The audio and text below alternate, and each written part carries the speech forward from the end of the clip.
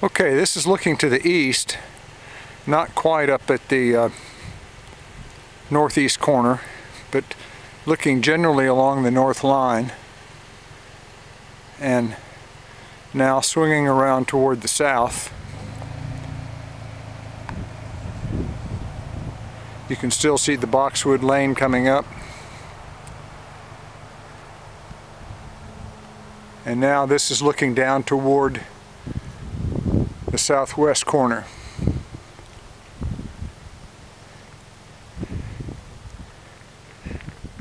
General preparation for the house site.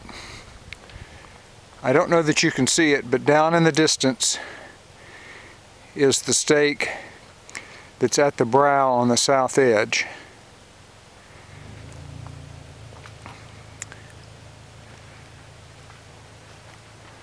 Walk on down generally where the house site will be, or where the house site is.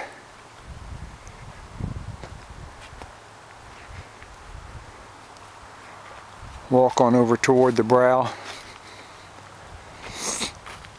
You might be able to see in the foreground there the old septic tank. Stand on the septic tank here. So standing on the septic tank looking west and toward the south now. Swing back around. There's the lane coming up.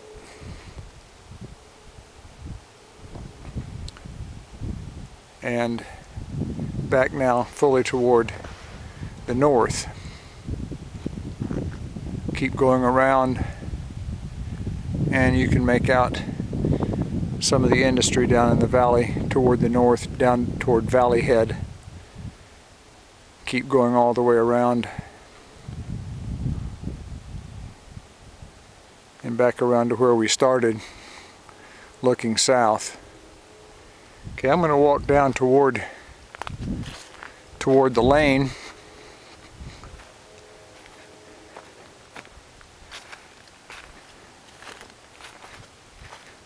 And here's the Boxwood Lane coming up.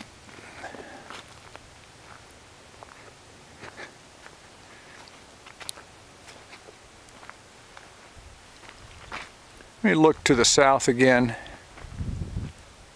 and there's the turnaround, and you can see the guy wire for the power pole. Of course, we'll take and get rid of all of that.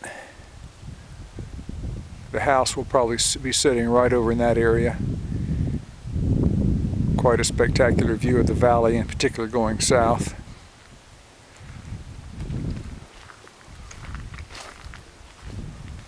Walking back down the lane.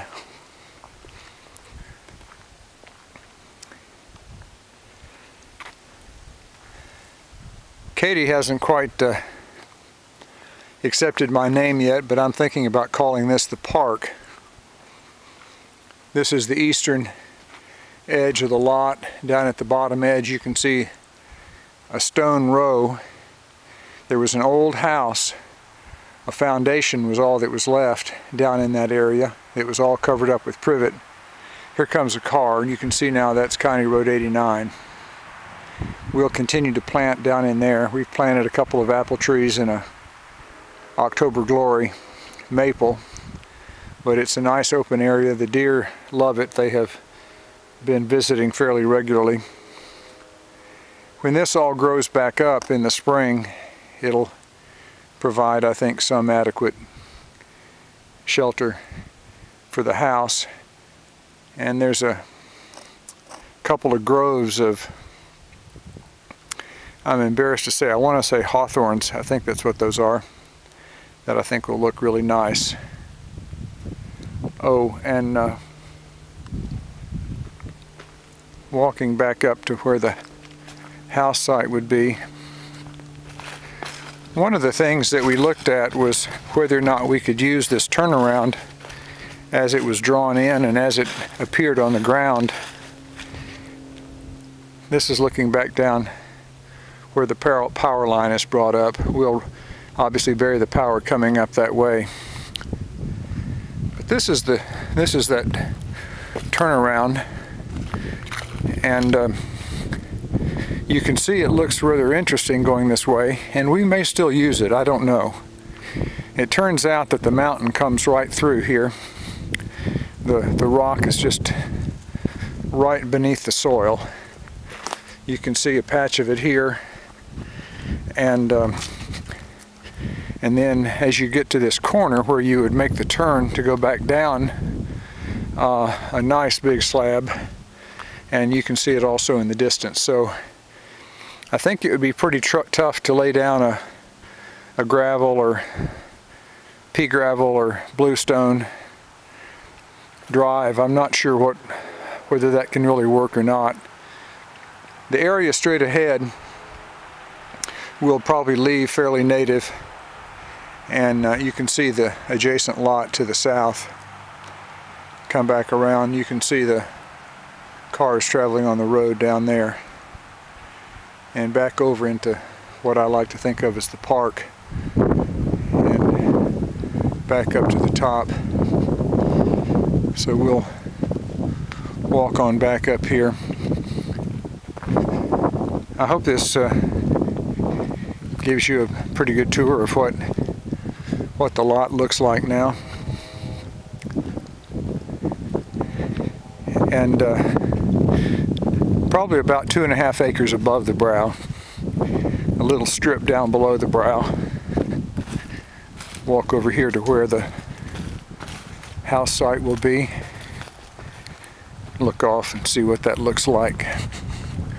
I don't know the camera can really do it justice. And the wind it is cold today. There's looking down to the southwest, west-southwest. Hear the train coming in the distance. All right. Looking back to the north, and the truck parked over here.